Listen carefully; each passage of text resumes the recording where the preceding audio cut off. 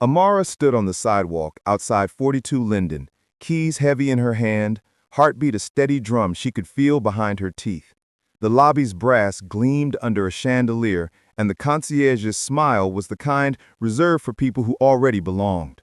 For a flicker, she let herself believe she belonged too, that months of saving and careful paperwork had earned her this corner of the city. Then the man's gaze slid past her, narrowed, and the smile folded into something else, an unreadable assessment that reclassified her in an instant. It was not an angry look, but a cataloging, a small judgment that said she did not fit the pattern expected here. That movement carried an old weight Amara recognized, the city's quiet inventory of who belongs and who is merely visible. She felt it in her shoulders, and it landed in her throat like a splinter. In that second, she chose a different script. She would not be erased by a glance. She would document what happened and name it when necessary. The listing had seemed like a small miracle when she first found it. High ceilings, a fire escape framing the skyline, rent just within reach if she stopped buying coffee for a month. She called the broker, sent proof of employment, wired the deposit. The paperwork was a neat stack she could show in court if she had to. When she walked through the door that afternoon, she imagined where a bookshelf might go and how sunlight would make the hardwood glow.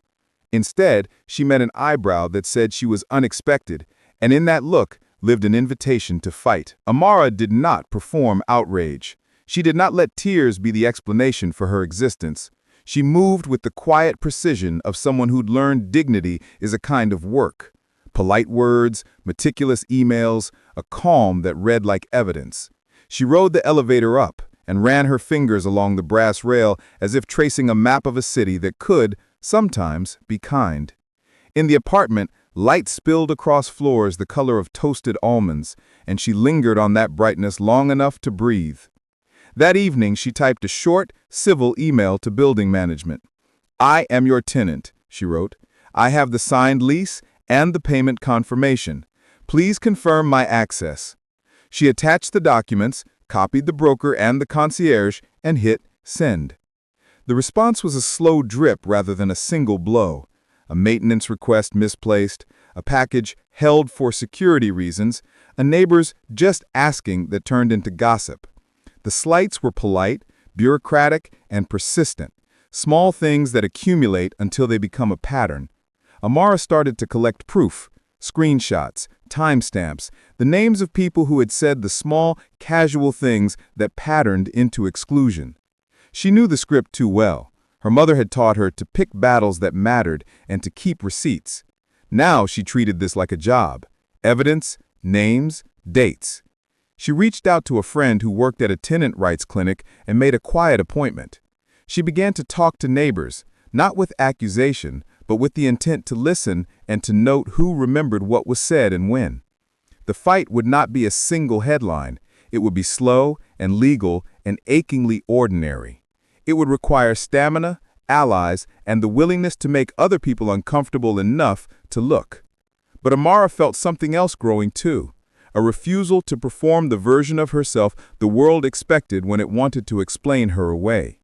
She placed a small plant by the window that night, an act of stubborn domesticity, and opened a new folder in her email titled Evidence. She labeled a notebook Names and Dates. This is where the story begins, not with a shout, but with a steady note. A woman who looks a certain way getting turned away from a building and deciding that small refusals will not be allowed to add up into a narrative that erases her. The road from a hostile glance in a lobby to changed policy and public accountability is long, but sometimes the first thing you need to do is simply to refuse to be invisible.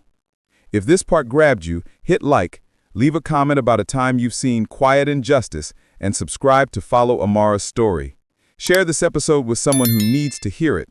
Stories like this ask us to notice, and noticing is the first step toward change. Amara woke the next morning with the city still in her ears, the distant hum of traffic and a siren folding into the skyline, and the folder labeled Evidence open like a promise on her kitchen table. She brewed coffee and read the email thread again, each line small and exact, the kind of detail that could tip a case from complaint to consequence. There was comfort to that clarity. It turned the rawness of insult into something measurable and therefore fixable. At the Tenant Rights Clinic, she met Marcus, a volunteer attorney with a patient face and a habit of writing in blue ink. He read the emails and nodded, not with pity, but with a professional recognition that made Amara feel less alone. "This is harassment by procedure," he said. "It's not dramatic, but patterns are legal facts." He taught her the difference between a one-off annoyance and a policy that masks prejudice through paperwork. He helped her draft a formal grievance and explained the timeline for filing complaints and requesting disclosure. Armed with a template and a list of witnesses, Amara began the work of making discomfort visible. She walked the hallways with a calm that felt practiced, introducing herself to people she nodded to in passing. Some smiled and returned the courtesy. Others offered small apologies they didn't know they owed. Harold, 60, retired from the transit authority with ink-stained hands, remembered the concierge speaking differently to her.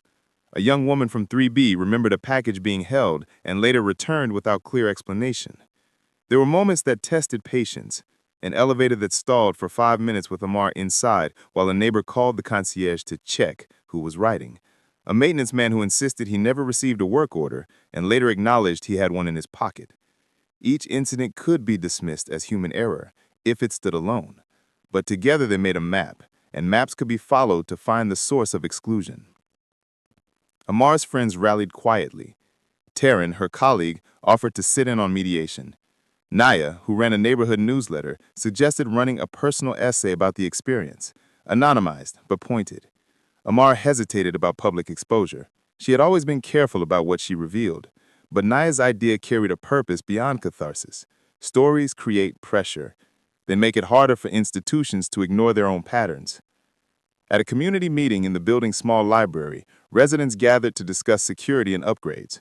The manager spoke in polished sentences about cameras and contractor bids, then paused when Amar asked directly about access denials and package holds. The manager's answer was legalese, a claim of standard protocol that left the substance unanswered. When Amar asked if protocol could be shared in writing, the manager shuffled papers and offered a vague follow-up. The room's air shifted. Some residents looked away. Others, like Harold, leaned forward. The conversation that followed was not explosive. It was granular and slow, the kind of institutional discussion that only grinds toward change if enough people keep turning the wheel. A neighbor admitted he had never thought about how security could be used as exclusion. A young couple had confessed they had assumed someone else must live here because of how Amara looked when she arrived. Outside the meeting, Amara stepped into the cool night and let tiredness settle into her bones. This was not the story she had imagined when picturing life in that apartment. Instead of quiet mornings, there were depositions and door codes, but she felt something else, an odd tenderness for the city that had tried to catalog her. She wanted to make it better, not because she expected it to become flawless, but because small changes might stop the next person from being cataloged the way she was. That night, she wrote another email, short, formal, precise, requesting the building's access policy and details of any security holds placed on her packages. She attached witness names and proposed a mediation date. Then she watered the small plant by the window, watching the soil drink and thinking of roots finding purchase in difficult ground. The work ahead would be tedious and cold, and it would require paperwork and patience and the hard arithmetic of small victories. But Amara understood something important. Dignity does not require loudness. Sometimes it asks for endurance, for the stubborn accumulation of details until polite denials have no place left to hide. Amara's formal grievance landed on the manager's desk with the precision of a delivered brief, a clear timeline, witness names, and a request for access to security logs. Management's reply came back in a language designed to soothe, an apology for any inconvenience, and a promise to review procedures, while refusing to release internal records without formal legal compulsion. It was the old institutional play. Sympathetic words, evasive action. Marcus called that afternoon with a steady urgency. "They're buying time," he said. "You can file with the housing authority and seek production of logs, or push for mediation. Both take work." Amara agreed to pursue both. Strategy, she had learned, was patience plus pressure. Marcus prepared the complaint. Amara gathered emails, timestamps, and witness notes she had been collecting since day one. Nia's neighborhood newsletter published a cautious account of the pattern, an anonymized piece about access, packages, and the small administrative moves that, piled together, exclude people. The column spread through listservs and community chats, and before long, a local reporter reached out. Amara hesitated. She'd always kept private parts of her life private. But Nia argued that stories create accountability. They can't ignore what people see, she said. Reluctantly, Amara agreed to speak. Carefully. After the article ran, subtle retaliation began. A routine inspection notice appeared in the lobby. A supervisor started asking for IDs at a side entrance more often than before. A package was returned to sender with a vague note about an address discrepancy. These acts were thinly bureaucratic, plausible on their own, but troubling in sequence. Marcus called it procedural pushback, administrative motions meant to discourage and delay without overt confrontation. Neighbors divided. Harold brought muffins to the lobby and offered to testify. A young couple from 5C promised to save CCTV clips. Others worried about raising issues that might affect property values or speed of renovations. Management exploited that anxiety, dropping hints about upcoming projects and the risk of unwanted attention. Fear is a quiet weapon. It persuades by calculation rather than force. Amara found herself spending evenings cross-referencing emails and jotting timestamps into a notebook labeled Evidence.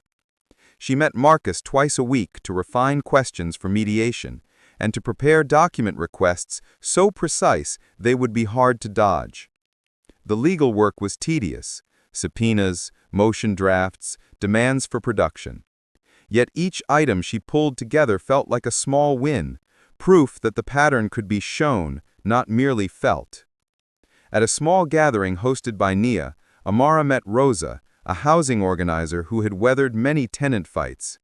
Rosa listened without interruption, then said, "They're testing you to see if you fold. Don't." Her voice was flat and fierce. Accepting half measures lets the pattern continue for someone else. The advice landed like a tool handed across a table. Management's next move was predictable: a good faith offer of a meeting to improve community relations. It was the classic deflection, an invitation to talk rather than to produce documents. Marcus advised caution. A settlement might end the immediate inconvenience and let Amara live in the apartment she had fought for, but it might also close off the record she needed to hold the building accountable. Amara considered the plant on her windowsill, its leaves turning toward light despite the noise outside. She thought of the neighbor who had assumed she was not a resident, and of the ledger of petty exclusions she had compiled. The choice before her felt both personal and public. She replied to management with clear conditions. She would attend the meeting only if the agenda were shared in writing, legal counsel would be present, and the requested logs be produced by a specific date. It was a small act of boundary setting, one that signaled she would not accept vague promises. The mediation date was set. In the days before it, emails flowed, witnesses confirmed, and the building hummed with a tension that was almost domestic, an undercurrent of change.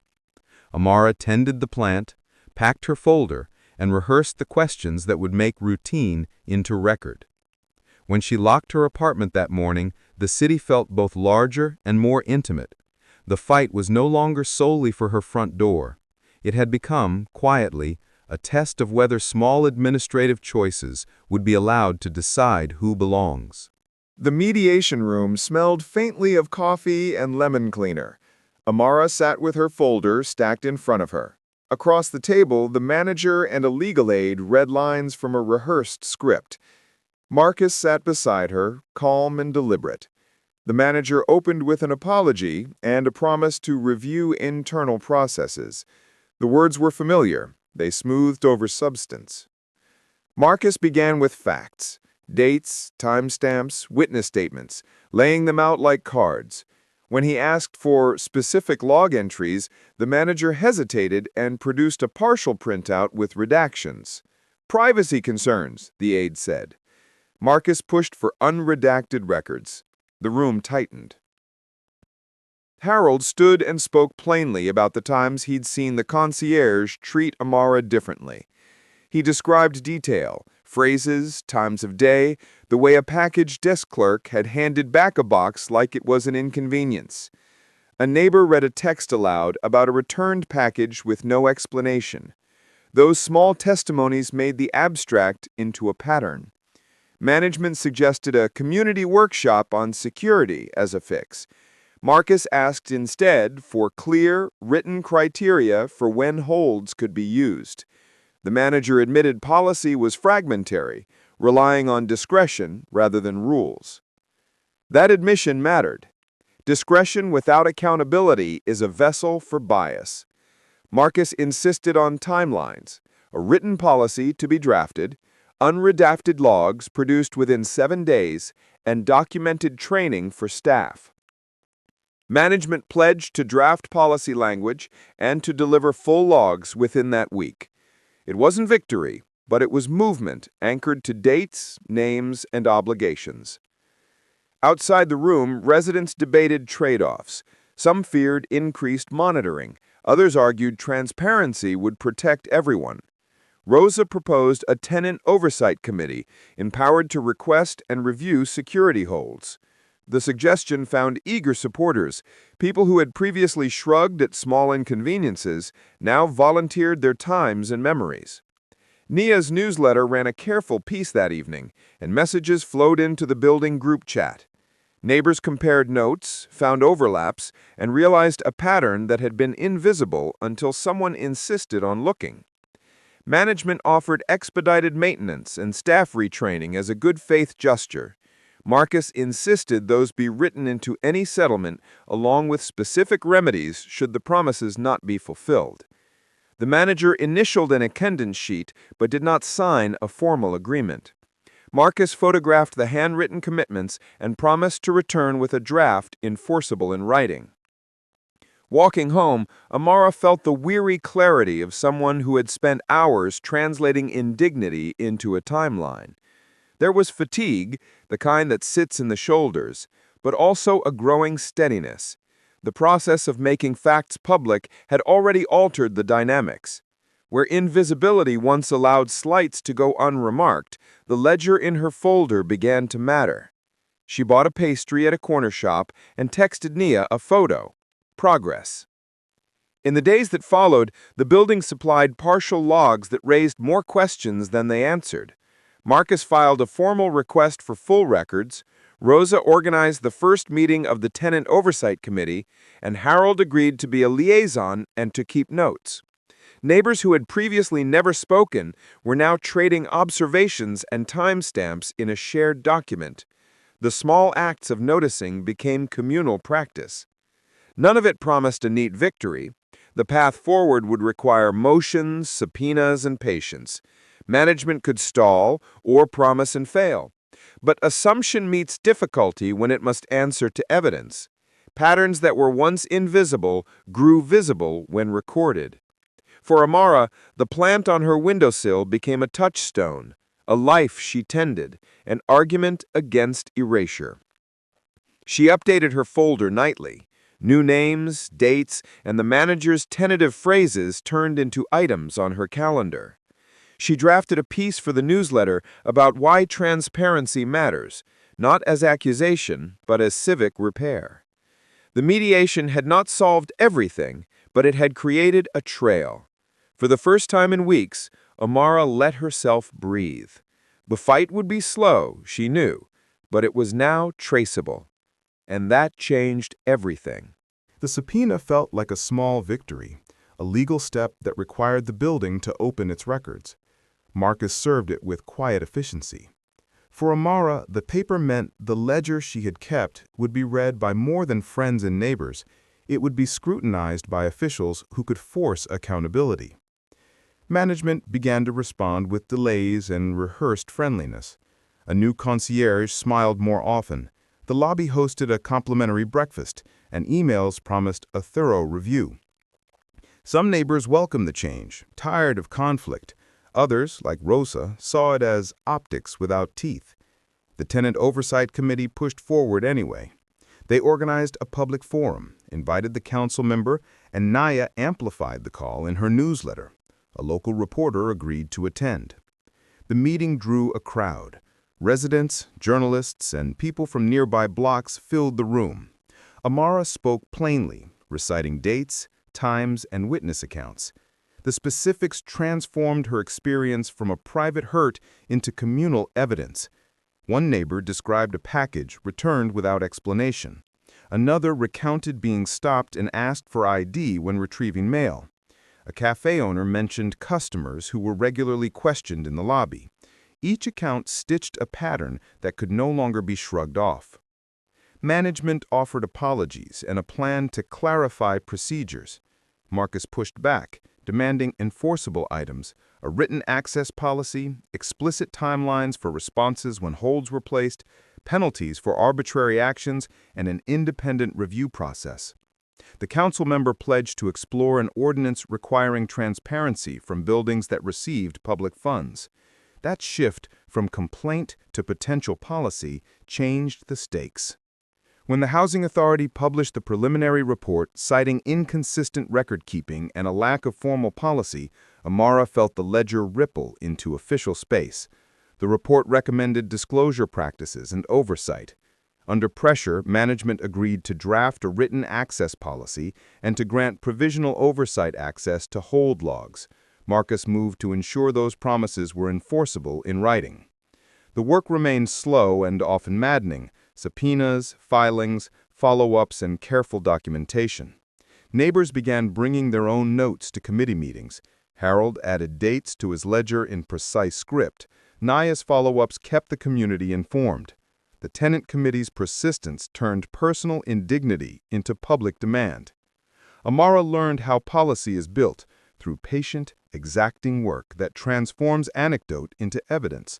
She found satisfaction in small, cumulative wins, a required response timeline here, a clause for independent audits there. Still, she knew to be wary. Training could be shallow, and policies without enforcement could be ignored. So the committee insisted on concrete remedies that would survive staff turnover and managerial spin. At home, she tended the plant on her sill and let small pleasures return: a walk by the river, a book on the table, a neighbor's dinner invitation. The ledger stayed on her kitchen counter, but it no longer felt like a solo burden. It had become a civic map others could follow and add to. The Housing Authority's findings were not final, but they were pivotal, a public record that validated what Amara and her neighbors had been saying. For Amara, the aim remained practical and patient: make discretion visible, write obligations into public documents, and build oversight that could check future slights before they calcified into exclusion. The city felt, in a cautious way, like a place she could help remake. That night, she closed her apartment window and listened to the city settle. The fight would continue: meetings, motions, occasional setbacks, but the ledger's existence had already shifted power. Where once a glance could reclassify someone, now there were dates, names, and documents that could not be so easily erased. News of the Housing Authority's preliminary findings had a way of turning private frustration into public unease. In the elevator, people exchanged furtive smiles. In the lobby, conversations hummed at a new volume. For Amara, it was progress, but fragile. Policy language mattered, but changing habitual exclusion required more than words. The next phase of the fight was waged in settlements, memos, and the quiet arithmetic of leverage. Management offered a draft settlement that promised written procedures, staff retraining, and a small compensation. Amara read it twice. A standard confidentiality clause lived in the fine print, a gag that would erase the public record she had helped create. Marcus was immediate: don't sign. A gag order buries precedent. They pushed back, and the building revised the draft, removing the confidentiality but inserting an arbitration clause that could also keep disputes private. Then a memo leaked, a staff directive about verifying unfamiliar individuals that in its code described the precise behavior tenants had complained about. Harold brought a photocopy to a committee meeting and read it aloud. The language felt like instruction rather than policy. It was a manual for exclusion. The leak stung because it proved something Amara had only felt. The bias wasn't only in gestures, it lived in memos. The Tenant Committee hardened its demands. They wanted public, enforceable oversight, written access criteria, required logs, and a tenant review panel with real authority to request records. Nia's newsletter amplified the committee's letter, the petition gained signatures, and the council member agreed to place a transparency measure on an upcoming agenda. As momentum built, another threat emerged. The landlord's filings hinted the property might be on the market. Marcus called it a realistic risk. He said, promises hinge on ownership. If they sell, commitments could be voided or ignored. The possibility of a sale reframed the committee's strategy. Temporary fixes weren't enough. They needed something that could survive a change of owner, a local ordinance, or a binding covenant. A city hearing was scheduled to discuss an ordinance requiring disclosure for buildings that received public tax benefits. Amara found herself preparing to speak not just for herself, but for everyone who had been cataloged by a look. She practiced a short, steady statement. This was not about anger, but about patterns made policy. When she spoke at the hearing, her words were measured. She read dates, recounted the returned packages, and described the memo that had been leaked. Council staff listened. A room that once felt small now felt like the right scale for the problem. Public scrutiny shifted the calculus. Management returned with a cleaner offer, written policy, provisional oversight by the Tenant Committee, and a modest fund for restitution. But Marcus insisted the committee push for an ordinance. A signed agreement with the current owner could be useful, but it might dissolve under new ownership. The city's legal team agreed to draft language that would protect tenants in buildings receiving certain public benefits. The committee worked in bursts. Rosa organized testimony workshops. Harold practiced reading his ledger so officials would understand the weight of his handwriting, and Nia coordinated communications. Amara edited proposed ordinance text late into the night, thinking about clauses that could attach to property deeds or municipal requirements. The plant on her sill grew a new leaf, a small proof that persistence finds purchase. Still, the sale remained a dark possibility. A whispered rumor of a buyer tightened the neighborhood's focus. Volunteers began scanning public filings and flagging changes. The fight that began as an argument over a single lobby glance had widened into municipal policy debate. Amara realized the stakes had moved beyond her apartment. This was about preventing future erasures in buildings across the city. As the vote date neared, neighborhood energy was equal parts hope and fatigue. The Tenant Committee had turned humiliation into evidence, and evidence into a public demand. Whether that demand would translate into enforceable law or be folded into yet another promise that evaporated under new ownership was the question the coming week would answer. For Amara, the work had become less about light on hardwood floors and more about making sure the city's rules covered the people who'd been invisible for too long. The day of the council vote arrived with a weathered calm. Gray sky, buses rumbling, and a hearing room fuller than the committee had dared expect. Amara carried her folder like armor and felt a steadiness that came from months of careful record-keeping. She had rehearsed her testimony until the dates and names were second nature. When she spoke, her voice was calm and exact. She read a short timeline, returned packages, ID checks, the leaked memo. The specifics made abstraction concrete. Neighbors followed. Harold read passages from his ledger with the slow authority of habit. Rosa spoke about precedent and the need for enforceable oversight. Nia presented a timeline of incidents turned into a data sheet that mapped the pattern. Council members listened, some with pens in hand, some with visible unease.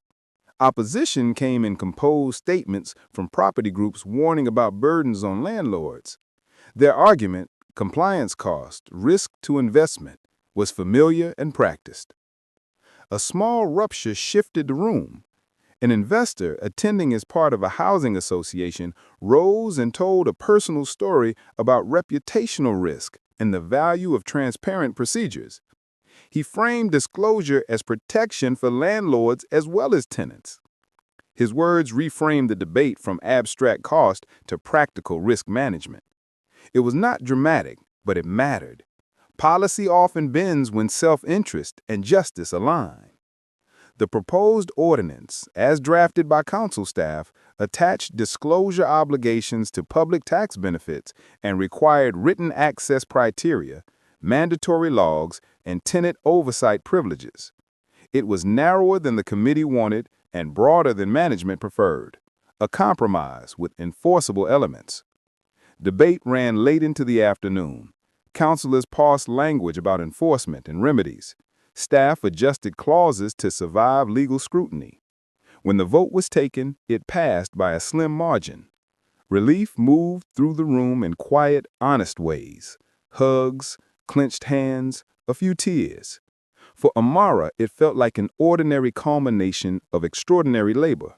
The ledger, the emails, the neighbor's testimony all translated into municipal rule. It was not a clean victory. The ordinance needed vigilant enforcement and community will, but it created a durable constraint on discretion that had previously allowed exclusion to hide in paperwork. Press attention followed. The leaked memo and the committee's efforts became a local story about how small administrative moves can mask bias. Under the glare, the building's prospective buyer withdrew. The public risk to reputation made acquisition unattractive. Management announced internal reviews and pledged cooperation. Some residents welcomed the changes. Others feared the attention. The committee pushed for binding language in any settlement and for the ordinance to include public reporting mechanisms.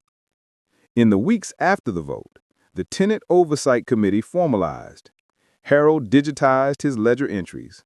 Rosa drafted training modules for staff about implicit bias in documentation.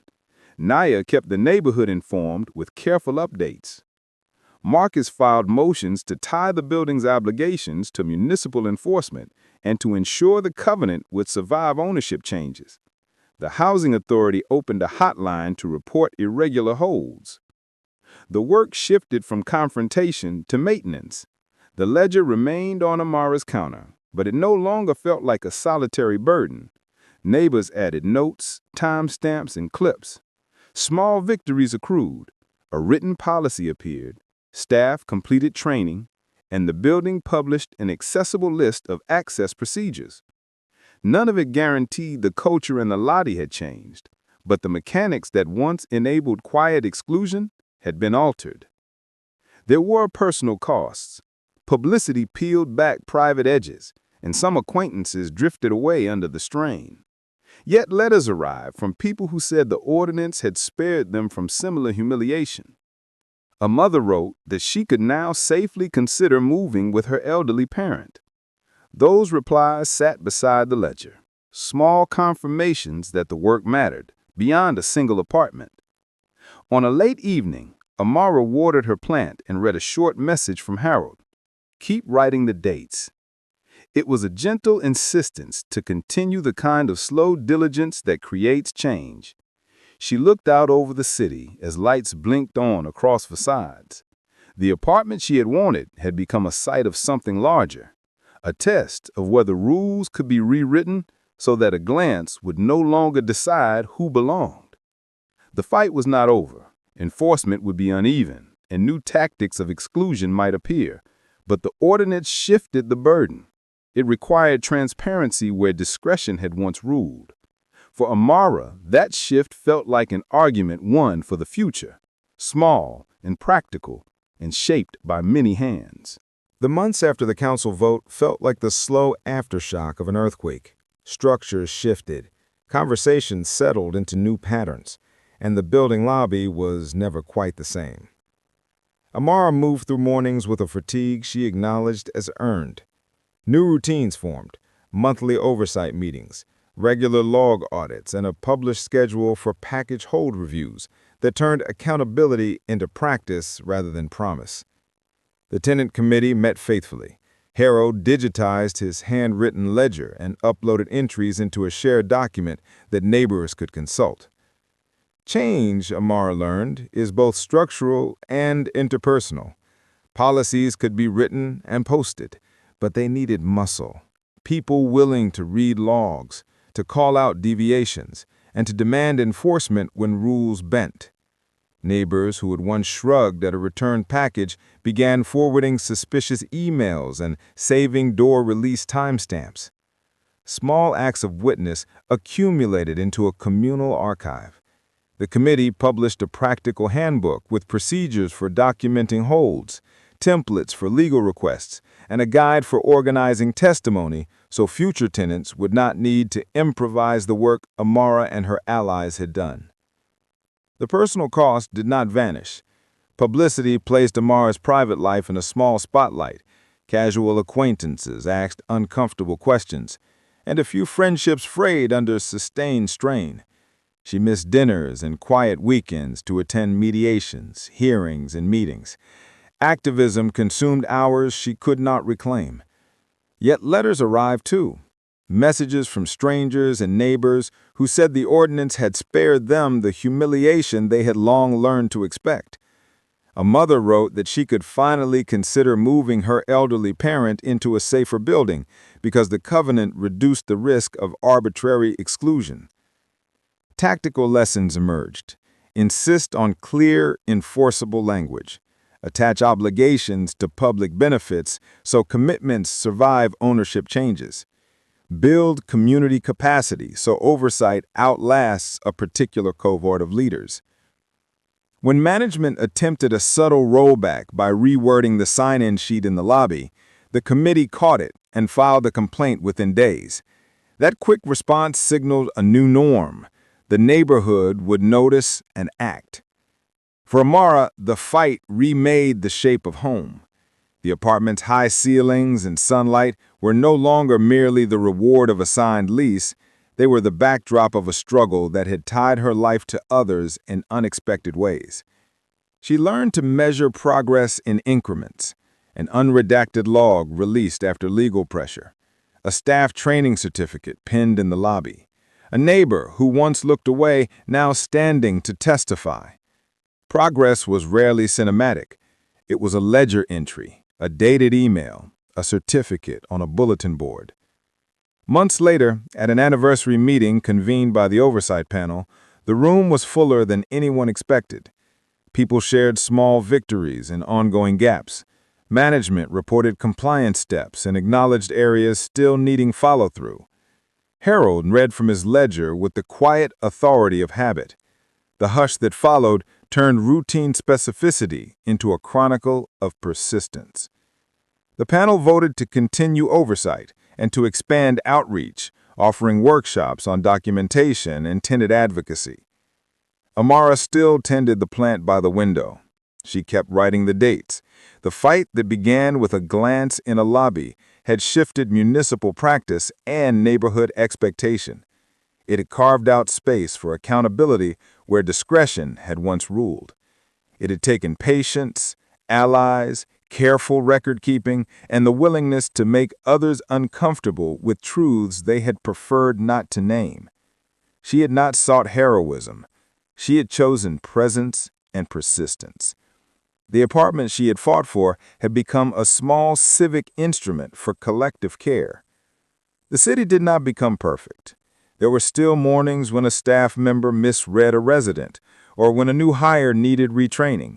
But there were new tools to address those slights: clear procedures, tenant oversight, and a public record that could be summoned. The ledger on Amara's counter was no longer merely a wound. It was a tool to teach others how to notice and act.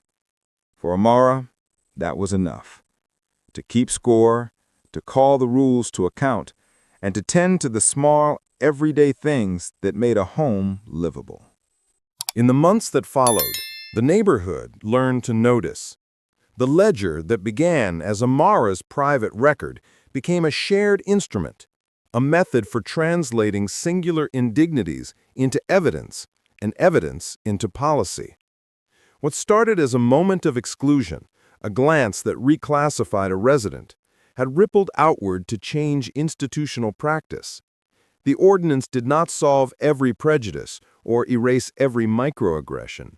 It created a framework that made it more costly for bias to hide under paperwork. But policy was only half the work. The other half was the slow business of relationships. Neighbors who once ignored each other now compared timestamps.